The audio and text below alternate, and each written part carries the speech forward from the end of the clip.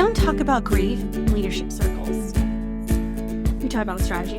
We talk about team culture, about burnout, executive presence, hobbies, what we did over the weekend, but not grief.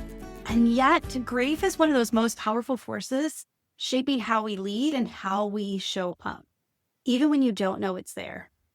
I'm not just talking about losing a loved one, though it does change everything. I'm talking about the quiet griefs we carry, the dream that didn't happen, the role that no longer fits, the version of yourself you had to let go of in order to keep showing up. So if you felt foggy, detached, emotionally numb, or like you're hustling just to stay afloat, this episode is for you, because unresolved grief is shaping your leadership and your decisions more than you realize. And the good news is it doesn't have to stay. You don't have to stay in the grief. We don't have to bring it in, and it doesn't have to consume you. But let's talk what it really looks like and what it's quietly costing you. So first, let's talk about grief in general. Grief is sort of unresolved. What does it mean to have unresolved grief? It means you haven't dealt with it yet. You haven't healed through it. You haven't grown through it. You kind of shove it down. Maybe you took a day or two off, or you considered it. You even thought about the fact that you lost a dream or a goal or something. But grief truly never goes away, and you don't even really want it to. You want grief to shape you. You want it to bring that depth of character. You don't want it to consume you, but you also want to bring it up. You want to deal with it so that way it doesn't become unresolved grief and show up in ways that are unhealthy. And so let's talk about types of leadership that sneak in. Let's talk about types of grief. There we go. That sneak into your leadership. And it's not always about death, but there are times that a loss of a person, and it can go unnamed and it can hit hard. It can go because we're like, oh, I lost a parent early on. Oh, I lost a friend at a young age. Grief doesn't have a time limit. Your body is going to deal with it one way or another. It shapes your decisions. It shapes your leadership. It shapes your identity, whether you realize it or not. And so even if you lost someone young, it still shows up at your leadership as an adult. Okay, so though this is not going to be completely about loss of a person, I will bring in some other types of leadership that you may not have considered as bringing grief into your life. Or did I say leadership again? Okay, sorry. My notes I have clearly they're not as organized as they should be, but that's okay because I know what I want to say. The types of grief that sneak into your leadership. Okay. So the first is loss of identity. When your role changes, when your season shifts, when you realize you've outgrown who you had to be succeeder, you've outgrown a version of yourself that you needed. There's a loss of identity there. I remember there were a lot of unhealthy things happening with my boss and me when I left the Air Force. And one of the things, I had my son and I was on maternity leave. And I remember sitting and having lunch with a couple of my friends, a couple of my comrades, a couple of people, different people in a similar position as me, but in different squadrons. And I remember going to lunch and one of the ladies came up and was like, "Hey, saw you're moving to CE." And I was like, "What do you mean?" And now civil engineering, I was communications. I've been communications my entire career.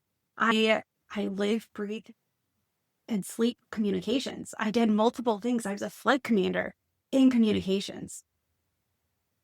And while I was on maternity leave, my boss not only removed me from communication squadron, but put me into the civil engineering squadron. And yes, did I do a good job there? They needed an executive officer, and I had filled that role before, but I didn't know it was coming. So when I got back, not only am I dealing with postpartum depression, knowing that I'm going to be getting out of the Air Force within the year, and now not only my role changed from being in the communication squadron to being in civil engineering squadron, I did not realize the depth of the loss of identity and how those were shifting my decisions and my actions and my behaviors and my beliefs. I didn't realize until years later that it was a loss of identity that I was grieving in that moment. And so loss of identity happens more than you realize. Even if it's something good, even if it's a good step for you, you could also be grieving who you were to get there. So then a loss of a dream. When with a business promotion, relationship, or future you planned didn't happen. These are different elements. The loss of an identity, even though back to my decision to get out of the Air Force, like I had a dream on becoming a higher rank. I had a dream of the impact that I could make. And even though it was a choice I made, there was still that loss of dream that I had to deal with when I got out of the Air Force. I saw the loss of a dream when I lost my husband, the loss of a dream when I shifted from working from the nonprofit to working for myself. Yes, I had another dream that was there, but something that I had worked towards no longer existed. And so we don't realize how the loss of a dream, whether it could be a family dream, it could be maybe this has happened. Not to me, but this is one of my friends she had family land and she dreamed of building a house in portion of it. She knew that only part of the land would be hers. But what she didn't realize, and what none of the siblings realized, is the parents actually sold it. And so that dream that she had been envisioning for herself, it was gone. Then all of a sudden, what she knew to be true no longer existed. And so that loss of a dream, and what now? What am I going to do? Where am I going to live? And that anxiety, that fear, that trauma, that loss seeped into who she was becoming. And once we started acknowledging and being like, no, I'm really upset. I'm really sad. Once you bring it up, you can start dealing with it. The same with the loss of a goal or a vision. We don't even realize how many times losing or falling short of a goal or not achieving a vision kind of makes us numb. If we don't allow it, if we don't allow ourselves to heal through it and to reason with it and to really acknowledge it, we can actually have like layers of numbness and layers of the beliefs of that I'm not capable, or just there's beliefs that we can attach to it. So even if you meet the goal, it still doesn't feel how you've hoped. So that goal didn't get you what you wanted, that vision that you worked so hard for. And then it's, oh, I've been climbing the wrong mountain. And there's a loss there because there's a loss of time, resources, energy. There's a loss of just emotional bandwidth. If we don't understand that, then it could truly affect the way that we're leading. So loss of a relationship. How many people have a life-defining moment when they're also at the peak, the epitome, they're on the trajectory of growth and success, and then they have a loss of a relationship. And this is not just death, but it could be divorce, it could be betrayal, it could be broken friendship, it could be team trust. There's so many different aspects of loss of relationships. So I hope you're starting to see. I've got a couple more and I'll go faster because I really want to get into what it's costing you and why we need to really go after and resolve this unresolved grief and look at your life, because I guarantee, I don't think I've met anyone who, when I start digging in to why they do what they do, that there's not some unresolved grief in their life. And the reason why we don't talk about it is because it hurts. It's also, there might be guilt or shame attached to it, or maybe you don't know what's next. And so it's easier to put your head in the sand and not deal with it. Also, it brings up emotions and vulnerability that typically in the workplace is not welcome. But I think our culture is shifting enough, and we understand now the importance of the emotions. Emotions, we should not be running on emotions. And as a therapist, as a coach, as a parent, as a person, I know it is not healthy to run on emotions, but we do have to bring them to the table. We do have to invite them into the conversation. And so here we go, like loss of routine or control, especially after a major transition, whether it's new leadership, a role change, empty nesting, retirement. It could be a promotion where you go to another, like a relocation. It could be a move. But this loss of routine and control, and especially if you're walking into something that's already established, You're trying to find your footing, find your ground.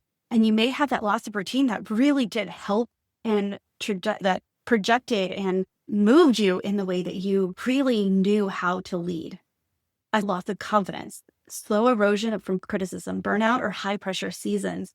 That the small comments that someone made offhand, that your brain is like, ooh, I'm going to tuck that away. Or is that true? So the loss of confidence, how many times have you experienced that? Maybe in the moment or maybe long term. But if we don't address it, if we don't resolve this, what's behind it? What is it?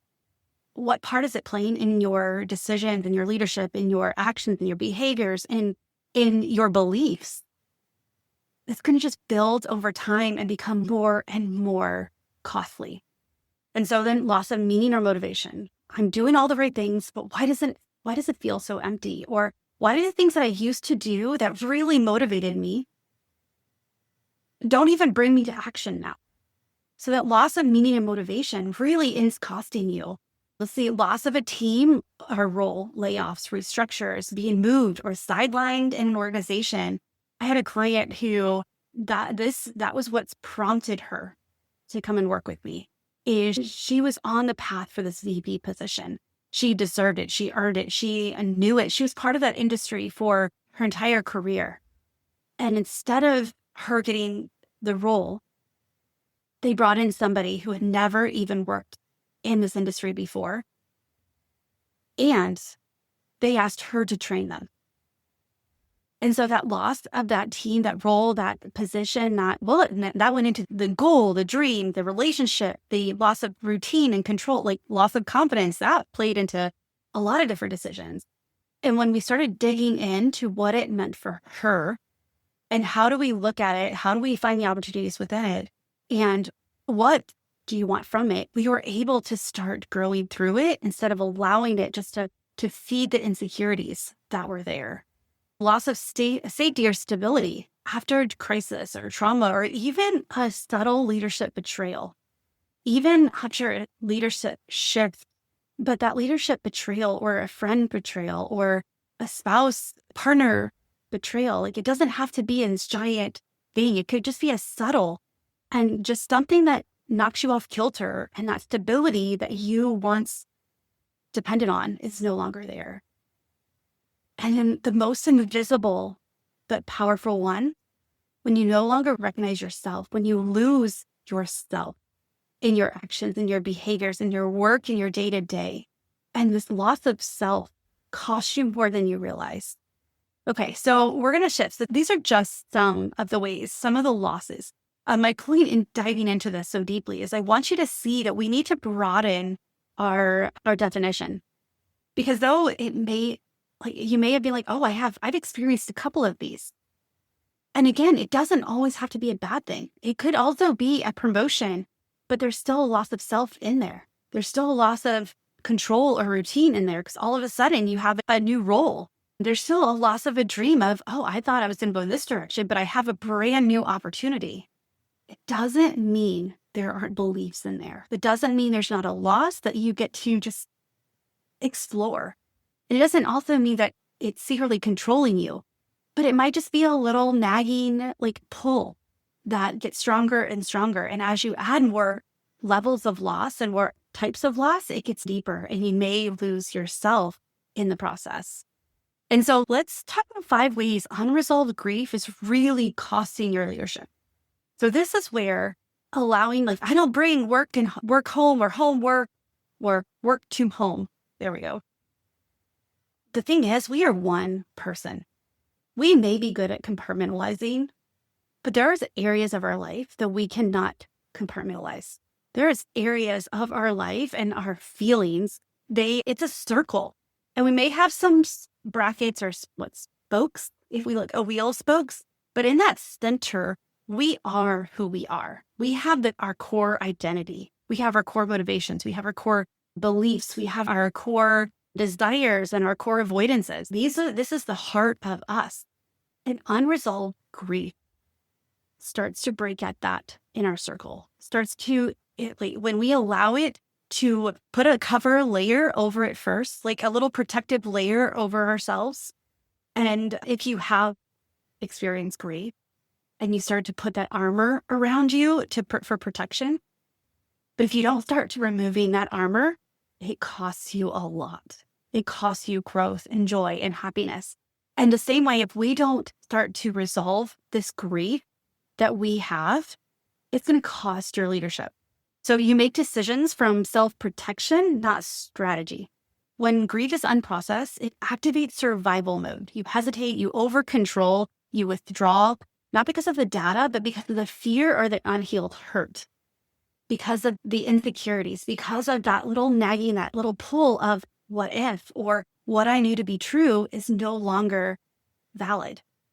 And so these decisions that we may think that we're making them with strategy, and we may be able to rationalize or justify, and we may be okay for a while, but in the long run, the self-protection is going to overcome it. The self-protection and that survival mode will start to show up, and your people will notice. And this is when we start doing what we don't want to do, and we start reacting instead of responding, and we start looking, and we're so anxious about the decisions we make because we know that there's something off with them, but we don't slow down enough to understand where it's coming from. So you lead from disconnection instead of conviction.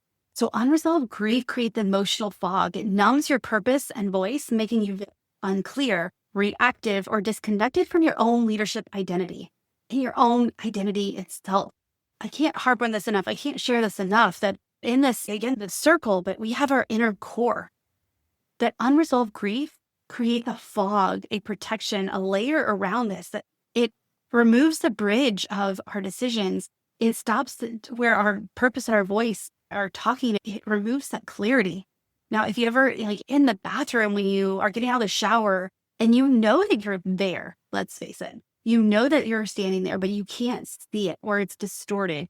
And even when you take it, and this happens a lot at hotel bathrooms, right? It gets foggy. And so you take it and you rub it off. You rub trying to get rid of some of the fogginess, and it's still, the picture's clear, but you have to actually take a towel. You need a tool in order to make it go away.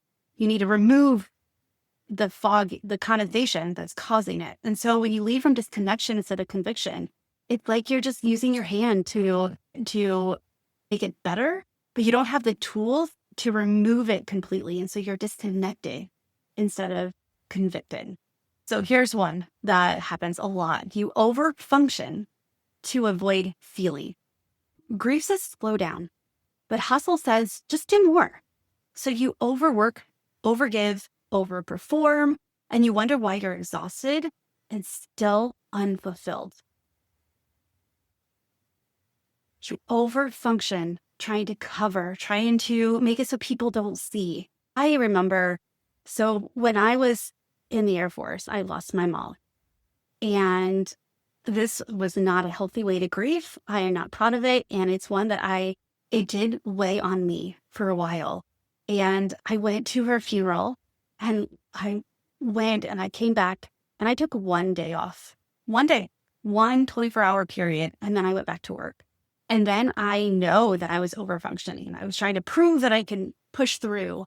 And I remember my boss, actually was my superintendent first, being like, Captain, you need to slow down.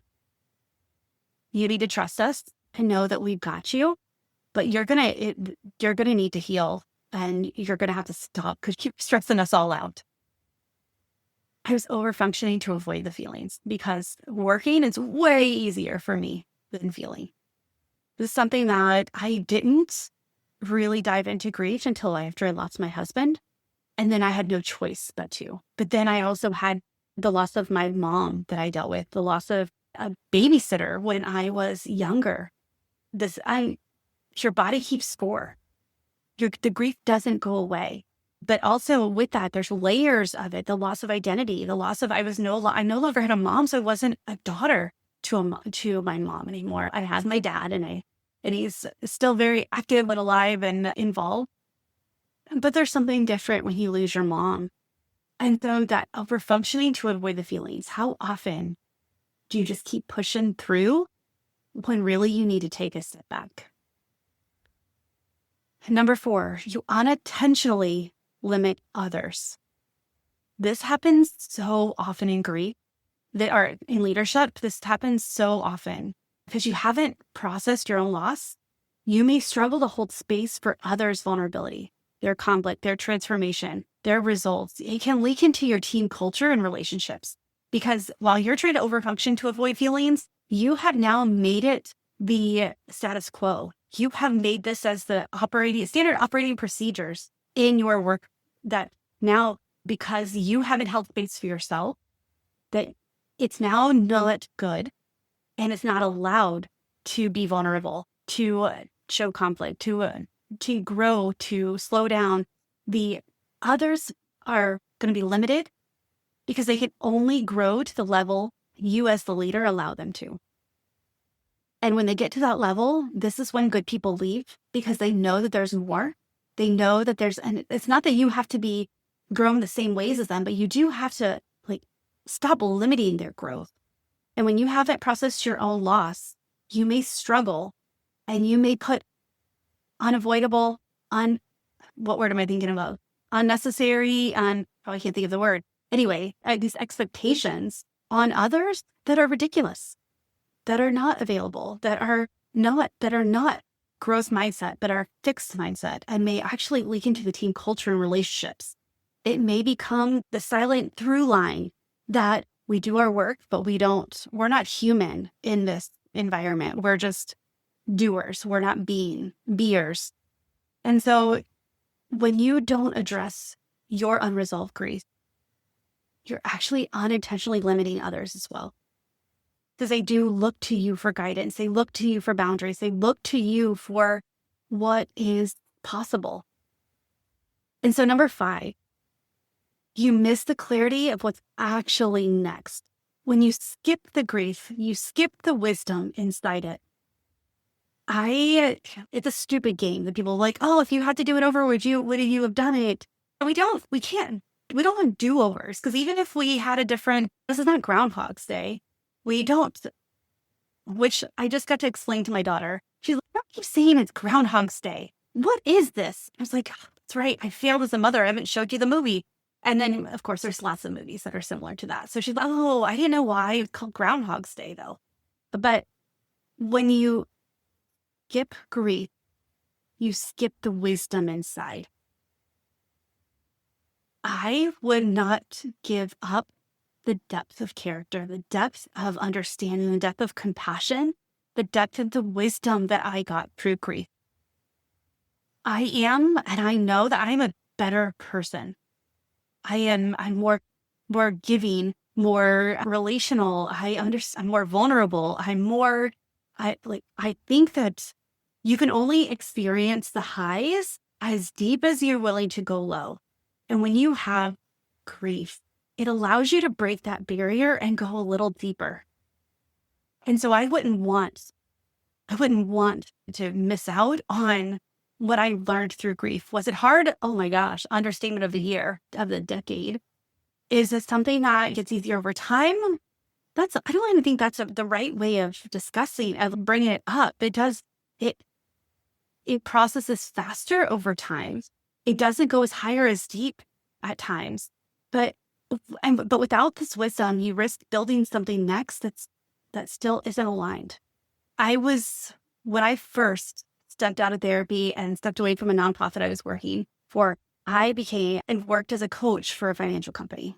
And this financial company, I loved working for them. I loved their leadership. And it was a subsidiary of a very large organization, a very large, probably, I think, global financial company. But this was a smaller, and they were able to run it how they wanted. And so one of the things that I did is I did life plans. When people they would come to them for financial counseling and financial advice. If they didn't have a life plan, if they didn't know what they wanted to do with their money, if they didn't have a dream, if they didn't have a way to give back, if they didn't have a focus, they just know I need to do this. They would send them to me and I would get to work through that. One of the things that I realized is because when they changed leadership, they had a new CEO, a new leader. And one of the things that they said is any other contractors, they have to be a financial planner in order to work with them. And so they came to me and was like, hey, we need you to take this course. It's to be a financial planner. And I'm going to tell you, like, could I have done it? Yes. Would I have done well? Sure. Was it my purpose? No. The wisdom and the work that I've done through grief and through understanding my purpose, my calling, I was able to, instead of worrying about, I'm going to lose this opportunity, because it was a very it was a good opportunity for me. This was a good company and I was doing what I loved when I loved it. And for the most part on my terms with their guidance, but loved the work that I was doing. But when I had to make that decision, if I didn't have the wisdom of going through grief and understanding my purpose, my calling, who I'm wired to be, I would have said yes out of fear. And I would have built something and it would have been, sure, like I could have built a financial, and still they were going to let me do some coaching in there. But I also saw the writing on the wall that I would do more and more financial planning. And that's not what my heart is. That's not what I'm good at. That's not where I spend my time, like my free time, my fun time researching. I love reading and diving into identity and purpose and calling and communication and why we do what we do. And so I would have missed the clarity on what's actually next if I didn't go through that grief, that the wisdom that you get through grief. And it's not like you get different levels of wisdom depending on the griefs that you've been through and that you've worked through. So there's times that we may think that we may look at things we've been through and then like, it's not that big of a deal. Other people have it worse. But friend, I want to challenge that. The things you go through are valid. You get to choose. You get to choose how you see through them, how you work through them, what you take with them and what you're going to release. Because there's elements of grief that I have blessed and released. I thanked for the opportunity and the experience. And now it's something like, I don't want to hold on to this part anymore. The fear part, the protection, the armor no longer fits me. And so when you have unresolved grief, it's going to affect how you show up. It's going to affect how you grow. It's going to affect your decisions and your feeling aligned. It's going to affect how wise you can be in the moments. But not only that, it affects the people around you as well. You doing the work to resolve and to heal through grief, you don't ever get over it. You grow through it. But you doing the work and acknowledging it allows others to do it as well. This is where you get to lead from experience and vulnerability and authenticity, and you get to lead from your inner being. Your core, your identity is stronger because of the things we go through. If you allow the grief to be unresolved, and so it's still controlled, it's still there, no matter what, it's going to hinder your growth, your love, your relationships, your life, your possibilities, your clarity. It touches every aspect of your life. So I want you to look through and I want you to take some time and consider what areas of grief are you holding on to or have you left unresolved? And I want you to consider getting help. I want you to consider talking to somebody. I want you to consider getting a coach. If it is strong, you need therapy, go find a therapist and work through it. A lot of times, we don't have to dive in as deep as you think. Some of the times, like this is one of the areas that I work with. I would say every client that I work with has, I already mentioned, like everyone has unresolved grief. Everyone who thinks they downplay something. And this is an area that immediately, when we resolve the grief, when we bring it to light, because when we bring things to light, they lose the power over you. And if you're ready to deal with some of these, and again, we don't have to dive in, we don't have to talk about childhood secrets and those big T traumas. Those little T traumas are important too. And once we acknowledge them, we look to see how we want to go through them. grow through them. Then we get to choose what we take with us into our next chapter, into our next, whatever's next for us, our next promotion, our next opportunity, our next dream or goal, our next relationship. So friend, don't allow the secret unresolved grief to cost you your life, to cost you your joy and your peace and your calm and your conviction and your leadership. If you're ready to say, okay, let's get this unresolved grief resolved and healed, and I want to take my leadership to the next level, I can help. This is not an area that we stray away from. This is not one that we spend so much time in tears. It's no, we get to take it. We get to acknowledge it, and we get to move through it, and we get to take elements and that wisdom you gain from it to propel you for the life that you want. So if you're interested, if you have some unresolved grief that you're like, I know this is controlling some of my decisions, get on my call. Get on a Lead with Purpose mapping call, and let's create the blueprint that gets you to your next steps, that identifies the unresolved grief so that you can start working through it. All right, friend. Grief is something that we need to talk about more and more. And it doesn't have to be all-consuming, but it does get to be life-giving. So if you want to experience the full weight of joy, if you want to experience the joy and the peace and the calm, then resolve that grief. All right? Get on my calendar if you want to talk, and if you're ready to say, yes, get the heck out, I'm ready to propel myself to the next level. Right? This went way longer than I expected, but it's a topic that I really believe we needed to discuss. We needed to talk about. We needed to bring to light, because once we have this resolved grief in our life, then we get to have so much clarity on the direction you want to go. It's easier to make decisions. It's easier to lead. It's easier to show up. It's easier to allow others to show up as themselves around you. All right, friend, choose joy until joy chooses you. Let's chat. And thank you so much for the over 50,000 downloads of the Leader's Purpose podcast. Bye for now.